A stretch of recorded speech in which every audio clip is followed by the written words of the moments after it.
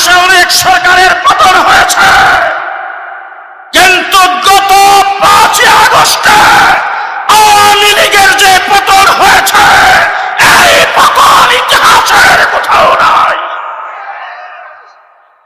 কোন মসজিদের ইমাম, কোন খতিব বেশিরভাগকে সমর্থন করেছে, তিনি গর্তের ভিতরে ঢুকে গেছে।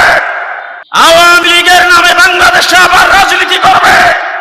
আমার বিএনপি নেতৃবৃন্দকে পরিষ্কার ভাষায় বলছে, সামনে নির্বাচন হবে, বাংলার মানুষের সামনে বিরাট ব্যাপার আসবে, নৌকা মার্কার আওয়ামী লীগ থাকবে না।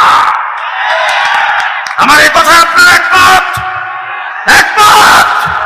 বাংলাদেশে যারা আওয়ামী লীগকে রাজনীতি করার জন্য প্রতিষ্ঠিত করতে চাবে, গত 5ই আগস্টের মতো তাদেরকে উৎখাত করা হবে, তাদেরকে উৎখাত করা হবে।